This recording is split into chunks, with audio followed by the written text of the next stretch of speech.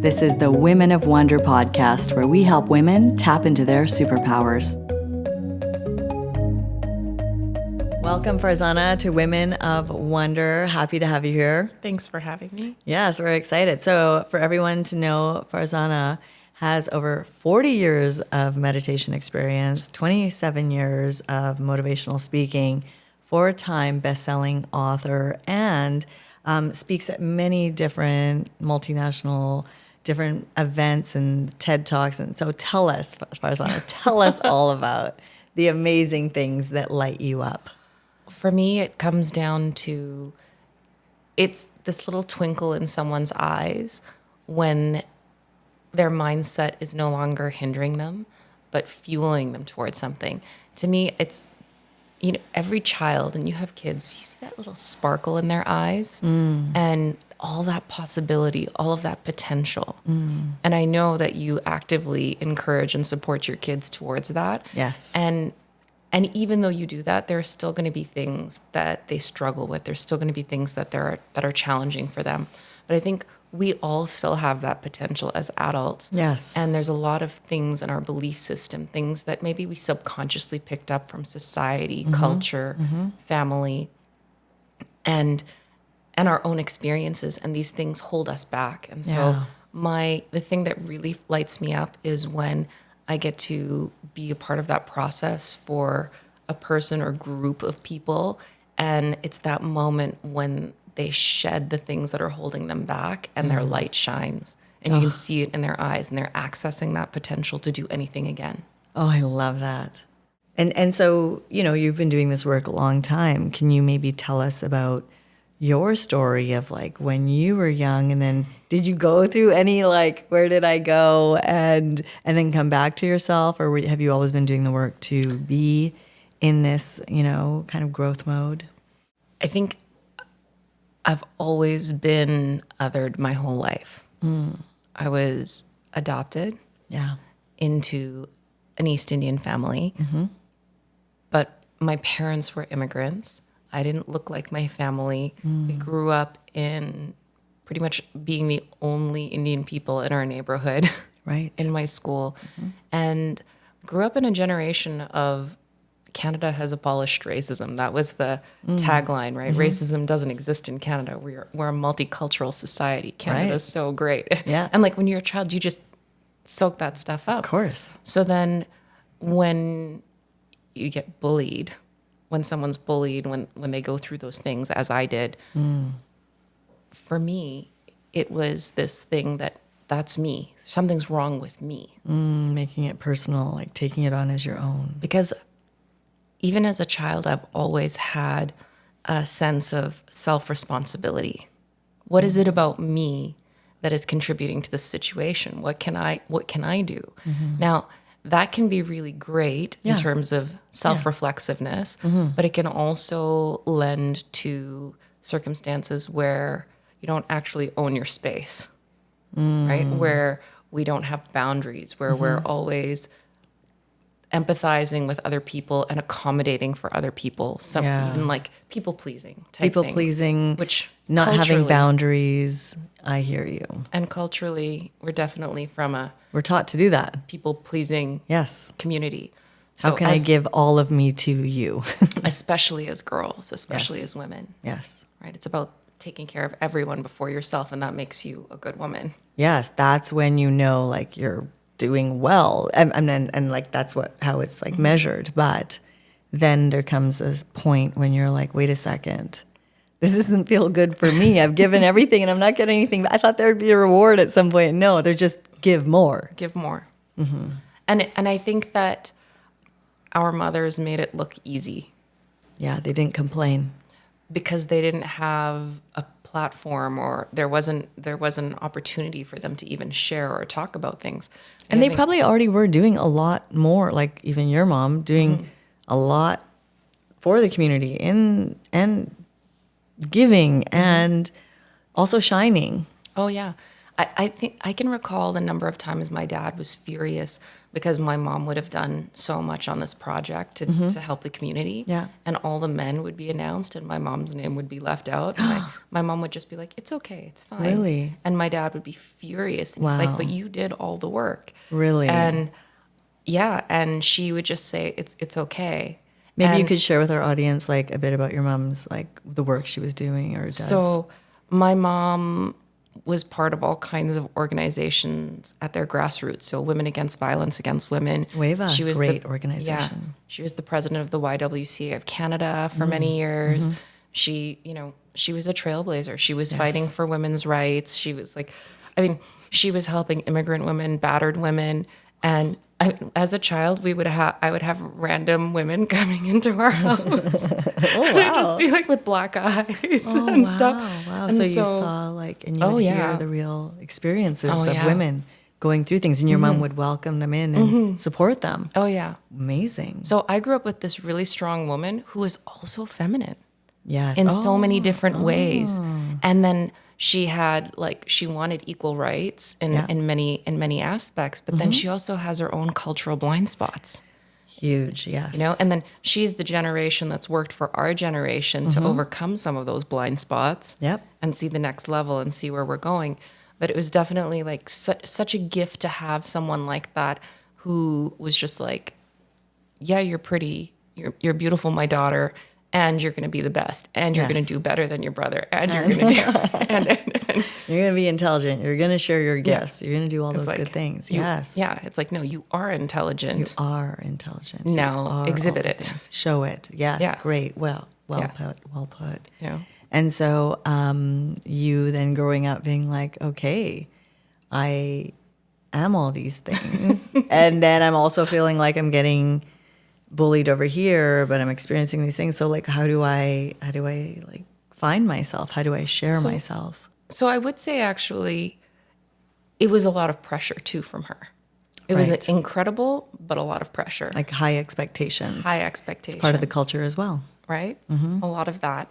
And then the bullying everywhere. Like you can't do ballet because they didn't want me doing ballet as a child. So I got to take it when I was in kindergarten. And then as I was like getting older, they wouldn't let me do it anymore. Or I remember my godmother's Scottish. And so she really wanted me to do Highland dancing and my brother to learn how to play the bagpipes. Oh, wow. Which he did. Wow. And I went for one Highland dancing class and they didn't let me come back again. Why? To quote my mom, nobody wants to see a little Indian girl kicking up her skirt. They literally wouldn't let me do it. And so it's pretty intense. That was the only time my mom ever mentioned a racial reason, though. She sheltered me from it. Okay. And she sheltered me even in our religious community. And I didn't know why. And so I was bullied in school. I was bullied by teachers. I was bullied pretty much in almost every activity, everywhere I went. And so I thought it was me. Wow. And I was neurodivergent, but not diagnosed until my late 30s. Okay. And so I also all the masking and all of these things. So I get to being a teenager, and one day the bullying got physically violent. And that was the day that my parents really tuned into it. Okay. Because prior to that, it was subtle, and it was also something that I hid. Right. You didn't talk about like somebody said this to me today, or I felt this. Yeah. Well, a big culture, like in my family, was fight your own battles. Life isn't fair. Okay. You have to just do better. Okay. Right? Like, those are like strong messages. I get them. But also then you're taking them in and you're like, okay, I can do this on my own. But sometimes it's not easy to do it on your own.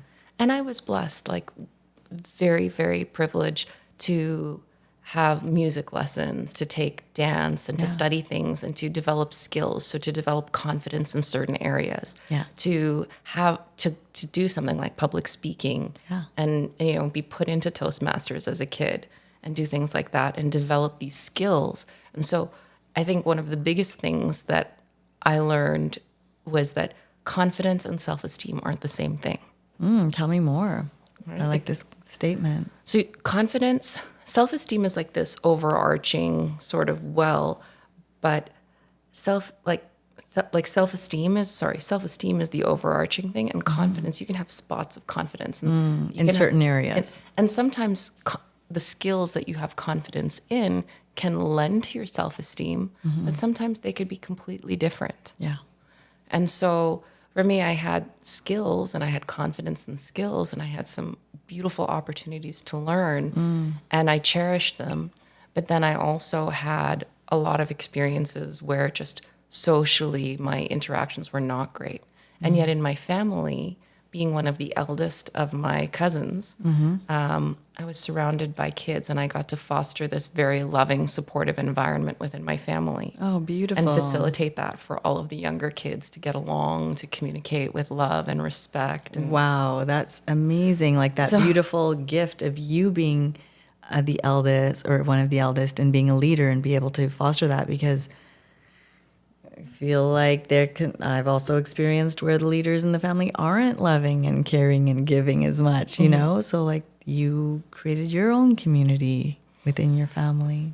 yeah, I was really lucky. So I think the one thing though I would say is that these experiences, I was lucky enough to start meditating when I was a couple of years old. And even though nobody gave it to me as a self-management tool, it was the space, it was a spiritual practice for me. There's a Sufi tradition in my community where we have a 4 a.m. meditation. And that was what my mom took me to when I was a couple of years old. Oh, wow. We would go in the morning and they did it for 7 days. And it was mainly to get kids involved. Right. And we went in the morning and it was 4 a.m. And you go into the room, it's pitch black, there's a little light from the exit signs, and that's it. And you sit. Nobody tells you what to do. Oh, So you just sit there and sit. interesting. My mom did give me prayer beads, and she said, just say this again and again. And something about it just intuitively didn't feel right to me. Okay. And so I just asked, and I was like, okay, well, what am I supposed to do? And then this like corridor appeared in my mind, and it was like got really narrow, and then everything else was the universe. Like everything else, like all of existence, time and space, like everything. At least my perception of it was Yeah. like, this is everything. And so here I am, really young. I don't have that much going on in my life. And, you know, some thoughts would come forward and pause in this little narrow part. And I would sit there and I'd think about it and process it for a second. And I'd be like, okay, I forgive my brother for being mean. You know, silly things that siblings do, right? Yeah. And then it's like, oh, and then I have a question about this and a question about that. And I would just like send out the questions, let the thoughts go. And then after a bit, there was no thought and the corridor dissolved and it was just me and the universe and this expanse. And it didn't feel empty. Yeah. It just felt peaceful and beautiful and loving and full and so many things that I can't even describe in words to this day. But I remember it like it was yesterday. And it was just my consciousness and the universe and knowing that it's all connected. And to have that experience at such a young age when I didn't know how, like nobody had taught me what not to do or what to do yet. Wow. And I think that as children, there's nothing standing in our way. And yet even then, somehow I thought I was supposed to sit quietly and silence my mind, except that I just allowed myself to be shown. Now, You're open to it, and at such a young age, like you're saying, this is fascinating that it came to you and you practiced it and you still remember it. I remember it like crystal clear, crystal clear. Like there are certain moments that are so significant that they're there forever. And I mean, beyond that, I don't like to share too much because I don't like to influence what other people might want, like expectations of others, because we'll all have different Yeah, experiences. a different journey. Yeah. And what happened for me in that moment was probably the most powerful thing that I've ever been gifted in my life. And that is the idea that you are not your beliefs, your body, your appearance, your values. You are a consciousness. That's what you are. Yeah. You know, and on some level that got me through not having any friends growing up, not having, being very lonely.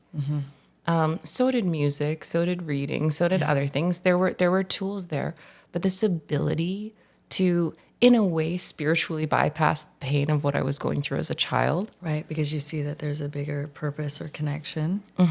And so not to get lost in this pain of just this. Yeah, or to realize that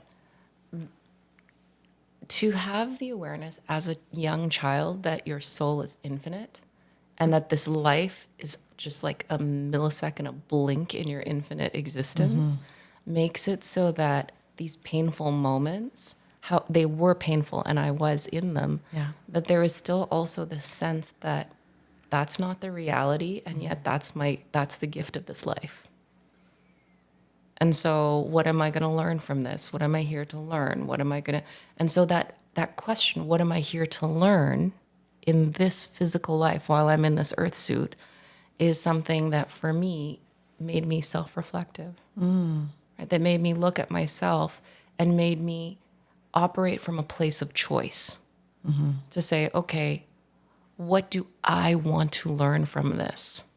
As opposed to being hurt by someone and thinking, I'm never going to trust someone again, anyone ever again, and putting a wall up. Because that's what we do, right? That's what we do sometimes when we're reactive and we're in pain. We don't make a conscious choice. We make a wounded choice. A wounded choice, like I say, like, and people say, hurt people, right? Then you're reacting instead of experiencing. And I like the idea that there is something for us all to learn.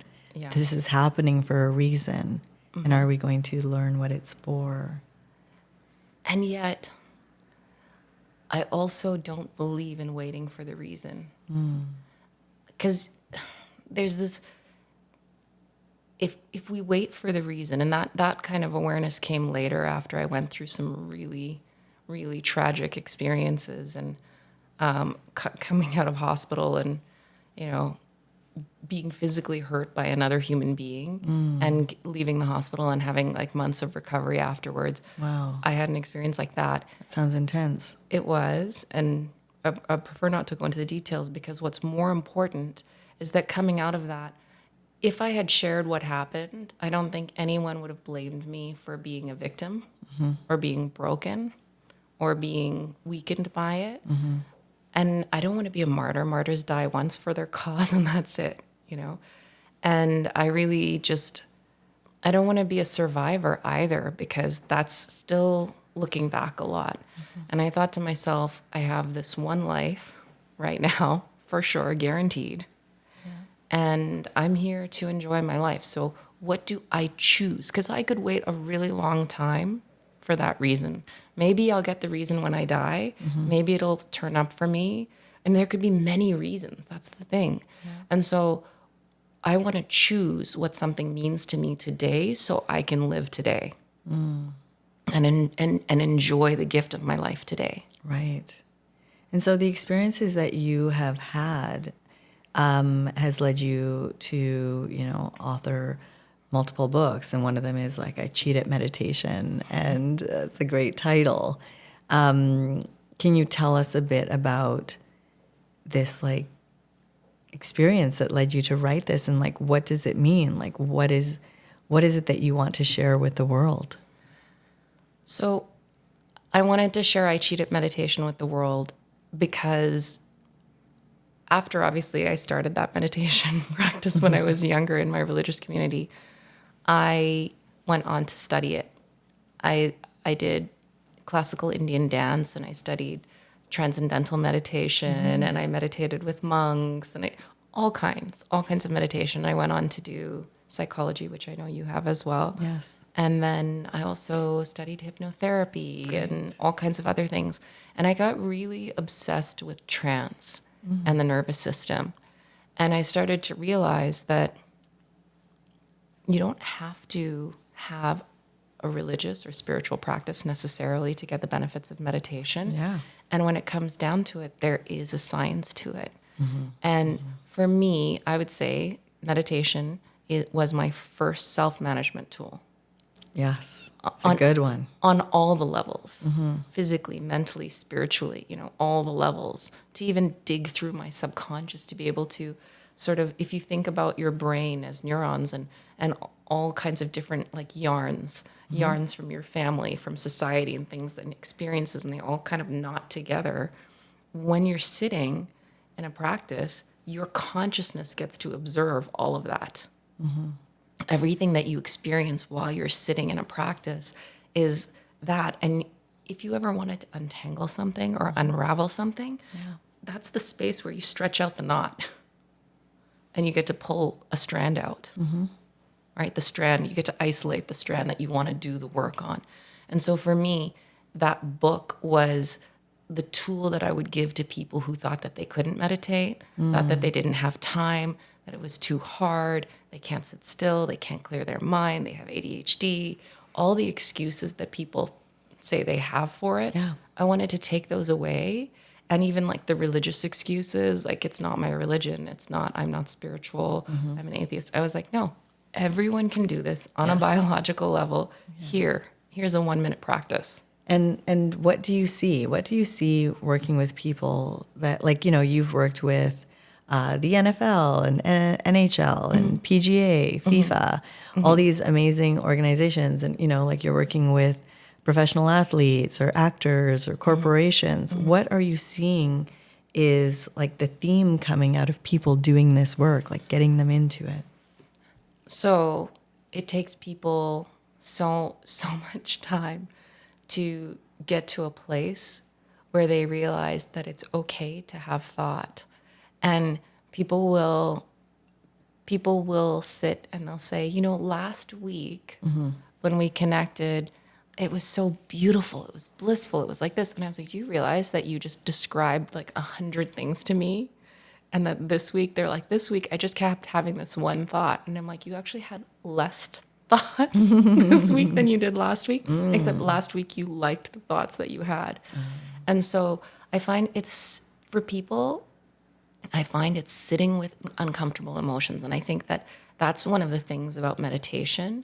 I think in our pandemic, when we went that first 3 months of isolation and being at home, people did everything. They cleaned their houses, they started baking bread, but they were forced into a meditation of sorts. They were forced into a retreat of sorts. And it was like, you take away someone's daily routine and they're like, and they don't wear their normal work clothes. They don't talk to the people at work. And they're like, wait a minute, who am I? I wasn't even showering in the beginning. I'm going to be honest. There were some days would go by and I'd be like, I haven't even showered. And I was like, you're wearing the same clothes still? And I was like, I'm just going to like, just do nothing. And but do the work. Like, I was like, let's like do some meditation. Let's do some puzzling. Let's like cook. Like everything became a meditation actually of like, how do we calm our nervous systems in this unpredictable time? See, but I think that's you. Yeah, and maybe not everyone. And my experience was that most people didn't know how to deal with all of the emotions that have been layered in their lives that they were too busy to deal with, or that they distracted themselves from dealing with things. Because,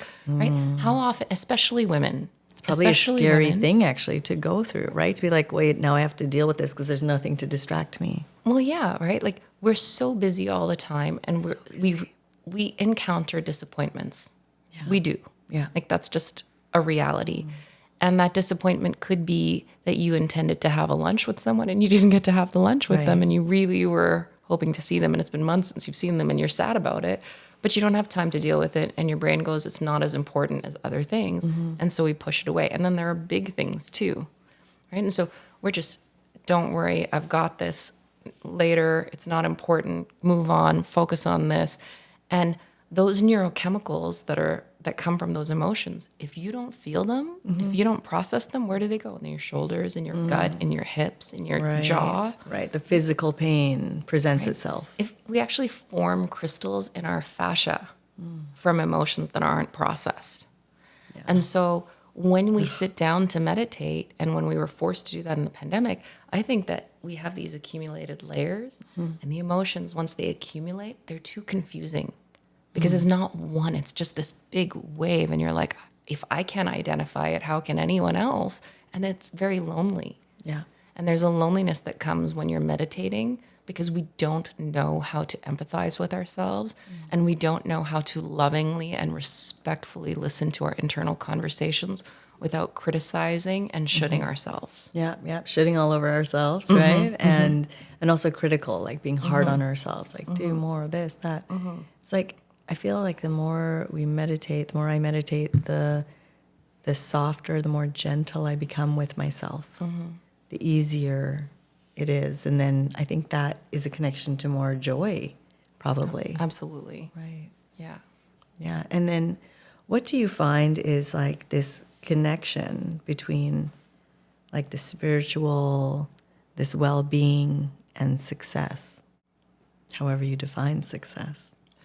Okay, well, personally, I would say that spiritually, I connect to what I feel my purpose is. And then I go into, okay, this is my purpose. How am I taking action on it? Yeah. How do I integrate that into my life? And I don't like fixed schedules. Yeah. I resist them. Yeah. If I set them for myself, I set myself up for failure. Yeah. And then if I really want to achieve a goal that is spiritual, I have to tie that into a practice that is daily for me. So every day that I wake up and I do my meditation practice, I have some touch points. I look at certain things and I have a practice every day and I feel the universe around me. I just feel, because in your immediate environment, you wake up and there are days that are cozy and there wake up and there are days that are like kind of sluggish and slow. Yeah. And I think it wasn't necessarily sluggish and slow with the time change, Yeah. but everyone felt it because it Yes. was that we lost that hour. Yes. Right. And so, but that also contributes to the energy of your community and your space around you. And then there's your physical body. Like, what's your body going through? Like, how did you sleep? What did you eat? Have you been active? Like, what's going on? And then there's your mindscape. Like, what's going through your consciousness? What's going through what is your consciousness aware of in your mindscape? And then emotionally, how do you feel? Every day, that's different. And so when I sit down to meditate, I go through that process. And at the end of my meditation, I kind of feel out to the world and I go, what is my intention for the day? What is my intention for the day? Yes. And if it doesn't come to me, I think about what I would like to do for the day. And I really, on a spiritual level, I think about my purpose.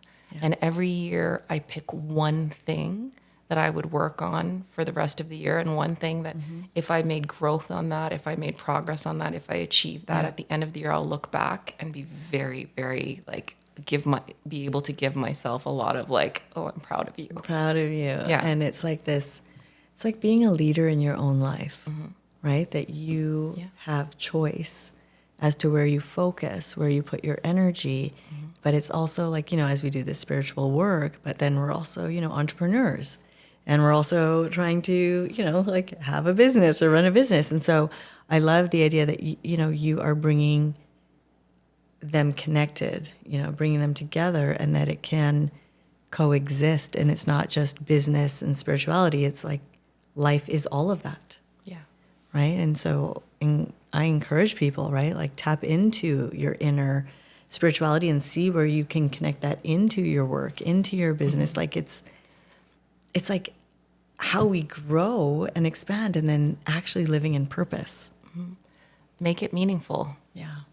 We cannot accomplish our goals unless it's meaningful to us. Yeah. And I don't care, like that's not just for the ADHD person. That's for everybody.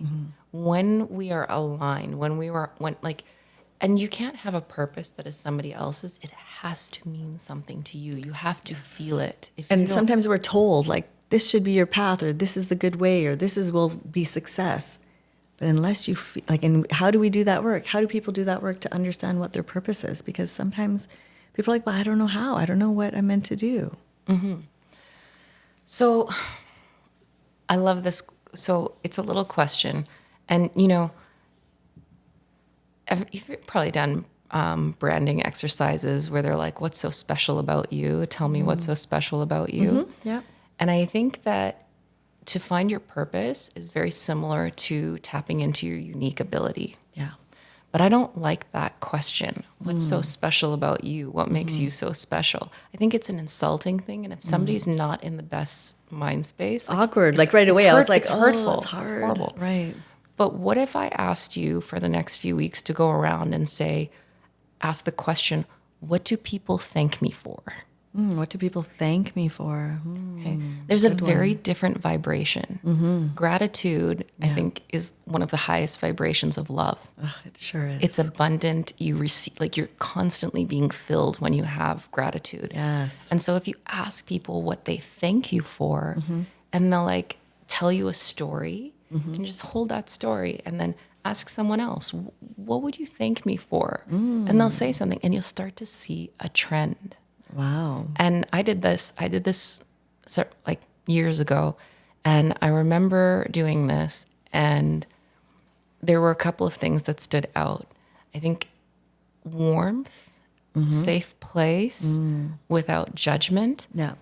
with the ability, and there was an ability in there, and it was the ability to take something that was abstract and intangible and make it tangible via communication, via words. Right. And I would say that's what I do. That's what Yes. I do. Like, that's at the crux of what I do in all my work. Yeah. Right? In all the mindset shifting and all the different things. That's my gift. Yeah. And so aligning to that for me was the way that I found that. But everyone had slightly different stories. Yes. And it's not always the easiest to interpret, but if someone was struggling to find their purpose, I would say it's there for you. You just sometimes, it can be really a beautiful exercise to tap into your unique ability. Yeah, that's very powerful. And I like the way that you have framed it. It's a different way to look at it other than, not so nerve-wracking, right? Yeah, It's more like, insulting or critical. yeah, like, because we could be Antagonistic quickly even. hard on ourselves, right? The criticism comes out like, well, what am I good at? What, You go, well, nothing. Like, the answer in my head is like, nothing. Other people can do the same thing. And also we might be told to be more humble and don't brag and don't, so like our automatic is like, no, I'm not, there's nothing there. So what would people thank me for? I love that. It's beautiful. And, what do you think is like the role that emotional resilience has also played or plays out in people's lives so that, even when tough things happen, even when the hard things are happening, that they're able to keep going? What I observe in others versus what I've practiced. But I do believe that it is the choice to get up. Yeah. What doesn't kill you doesn't make you stronger. That's a lie. Yeah. What doesn't kill you only makes you stronger if you choose to learn from it. 100%. If you choose to let your dark moments be, I always say, let your darkness be dark, let it be heavy, let it be solid, let it be something that you step on to step into your light. Ooh, beautiful, beautiful. And I think that we have to choose to learn. We have to choose. Resilience to me, to me, there's a meditation in it, and that is where you free flow and allow your brain to move. Our kids, their minds wander. They go all sorts of different places. Neurologically, we, as human beings, as adults, we focus ourselves. We're saying, think this way, think that way, do this, do that, be focused, be on point. But that's why meditation, again, is so important to me, because in a space where you let go and allow yourself to be wherever you are and let your consciousness notice wherever your mind has gone, and that free-flowing consciousness is so powerful that you actually grow new neurons. That, to me, is neurological resilience.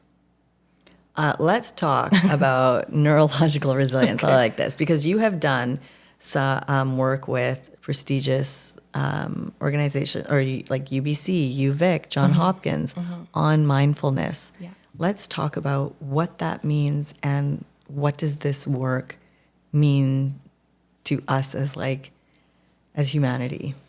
Well, everybody's known that meditation is good for you. It's one of those things. It doesn't matter what your culture or religion, you could be atheist, but everybody's like, yeah, that meditation stuff's supposed to be really good. It's supposed to be good. People are like, I don't want to do it, or I don't know how, but I've heard it's good. It's too hard for me, but it's supposed to be really good. Yeah.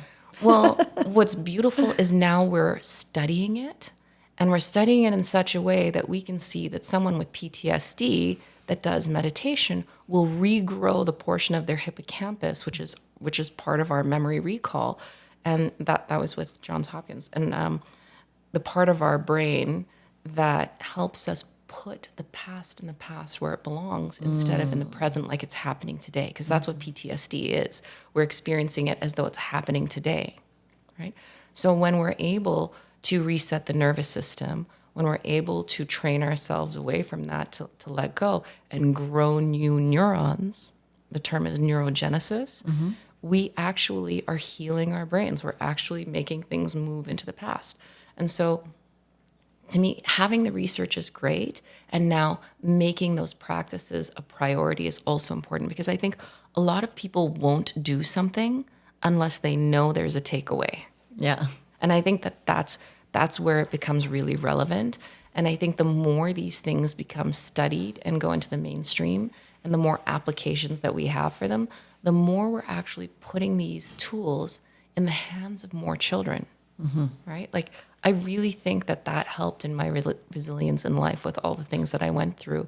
And I think that it's so easy for kids, but we need to give our kids the skills to manage their own emotions, to self-regulate, to be able to go, wait a minute, these are big feelings. I'm experiencing these big feelings. Yeah. Okay, and I'm going to just have that experience, right? And the ability to breathe through something and to teach a child that it's okay. It's not going to last. It's not going to be forever. And I think that is really huge. And I think that the fact that we're studying it more is the field of neuroscience and psychology. It's leveling up. We've been looking for the science in the social sciences forever. Here it is. Here's the bridge to actually show that what we're doing is changing something physiologically. Just really lights me up. I remember when we were with the Dalai Lama and did some work there, which is, I like sound ridiculous even saying that, but his message to the leaders of our city was help the children be mindful, bring mindfulness into the schools so children can practice that, because that creates a strong community if we start with them. And even some work we did with TM, with Transcendental Meditation, it was all about helping the kids in the schools. So I feel like what you're saying is like it's people believing it and understanding it, but like, how do we practice it more? How do we do it with our children if it's not in, and I think it is some in the schools, but how can we practice it at home and teach the future generations? So I think it's really nice to have a family practice. Yes. Because even in some of the companies that I've worked with, I worked with this amazing construction company, and their HR person has a little chime on the desk now. Great. And someone in the office will hit the chime when they feel like it's getting tense, and everyone will take a moment and have a practice. Take a break. And they'll do it together as a team. Beautiful. That's big. Yeah. Simple but effective. Simple but effective. And I think that having a space where you guys have, as a family, a practice where you can sit for a minute, and maybe it's even just my little practice that I have where I'm like, okay, what do I feel in the environment? What do I feel in the activities of my life right now? Yeah. What do I feel in my mind? What do I feel? What are my emotions right now? And what do I feel in my body? Yeah. And just, and the reason I go through those is because none of those things are who you are. Right. You use yourself, As the tool. yourself, your consciousness to perceive those things. Right. And that's one of the things that we do when we're doing anxiety therapies. We're like, notice your feet on the ground, notice your breath, like notice these things. And it's actually a form of mindfulness to just take heed, take stock of things like that. And I think that doing it together is powerful. Very powerful. Having someone do it on their own is not. And, like we have body doubling for ADHD people, but when it comes to something like mindfulness, meditation, there is a power to doing it in a group. And there's a reason that 4 a.m. is so powerful. It's because your body is wanting to be in sleep, And so your brain waves are in a different state. And studies have shown that it's easier to lower brain waves and get into those states in groups than it is to do it on our own. Fascinating. It's fascinating. We have actually created like a meditation room downstairs. And so sometimes we pop in or we'll do things, or each of us will take turns leading in some kind of mindfulness practice. And so I appreciate it because it's a good reminder, like keep it going, or even like mindful dancing, like just different ways to connect in, right? And also I like what you said, like we say like, how do I feel? What's going on with me? Am I into this? Do I like it? And I remember my daughter, we had her in soccer and she was like, reacting actually to it and being like, I don't want to do this. I don't feel good. I feel so. Then we're like, can we let her stop? Okay, yeah. Like we're not going to force it, and to be in flow and to be like like having choice in life as to what is your body telling you want to do or not, right? If we're paying attention and helping our children pay attention, then that I think is the goal, right? And, Absolutely. And like lately, she's like, I want to go back to soccer. And I'm like, wow, I never thought that, because everything changes. Nothing is like a consistent, this is where I'm at forever. And so allowing our children to be able to read their own physical, signs, or like, what do I smell? What do I hear? What do I feel? Well, and you're kind of hitting on allowance. Yeah. Allowance is something that we don't give ourselves as we get older. We were told when we were kids, get your head out of the clouds, stop daydreaming. And yet that process of daydreaming is the natural process of meditating. So when you had something bad happen and you went to your room and you lay on your bed and you stared at the ceilings and you kind of felt your feelings the way you would listen to music in a car, you're in them. Right? You just felt it. You go to the worst case scenario, what just happened, what you will do, what like you kind of like, I call it time traveling. Yeah. And you sort of do this time travel thing. And then eventually, even if the problem or the bad thing that happened didn't go away, you've felt the emotion, you've played out all the scenarios, and now everything dissipates. And you're kind of lost in this space where maybe you're staring at your ceiling or you're just sitting there and you lose time and space. That is a flawless open mindfulness meditation. Beautiful. So Kids do it naturally. allow them. I think as parents, we try to sometimes like try to come in and fix and let me talk. And what are you feeling? What's going on? Give space to go through the emotions. Yes. And we now have to relearn how to give that space to ourselves because we lost that ability. We trained ourselves out of it. To be so busy. And yet that was our instinct. It was our instinct. I have this course called We're Already an Expert Meditator. Okay. And it's because we all did that naturally anyways. We just unlearned it. Wow.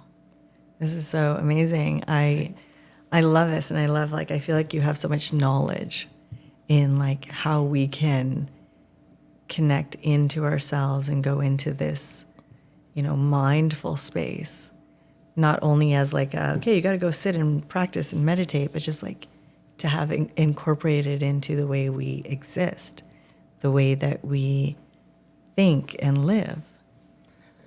Well, to me, what's the point of having the practice if you don't take it out in the world? Yeah. Right? What is the point of doing anything if it doesn't carry through? Yeah.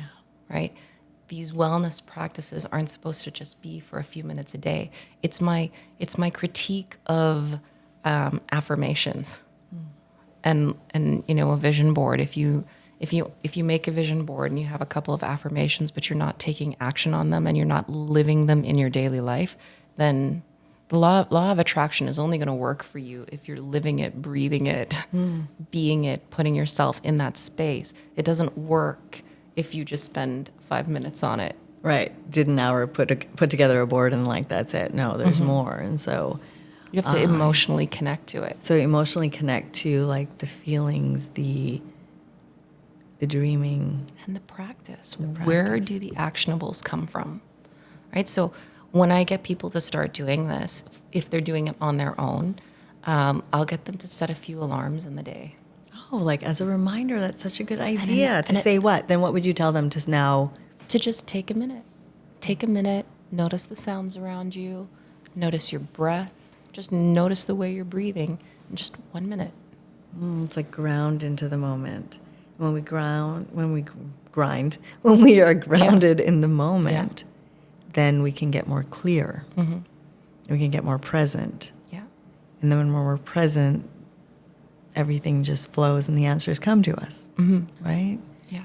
And so thank you for sharing this with us. I feel like there's so much like more to go into and so many deeper explorations of this. But thank you for presenting it as something that we can start to, you know, like step into and encourage each other, like more daydreaming.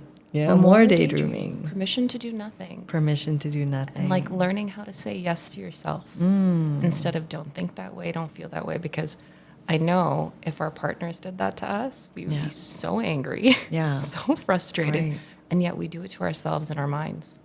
I like how you reframe that. So often we'll say like learning to say no to the things that don't bring you joy, but it's also learning to say yes to like what you need more of in life. Yeah. What Committing to yourself. committing to yourself. Right? Like, I still remember I had plans with a friend or I wanted to see this friend, and she was like, nope, I have my class. I'm taking my dance class. And I was just like, but why would you not change your plans for me? And she's like, nope, I'm taking my dance class.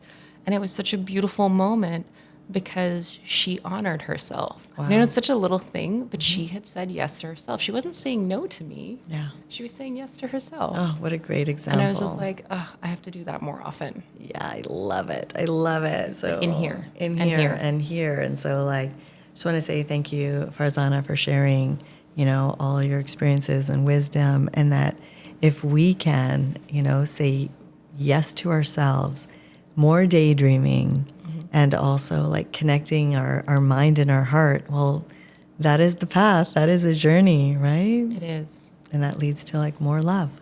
More love. More love for everyone. Love for everyone.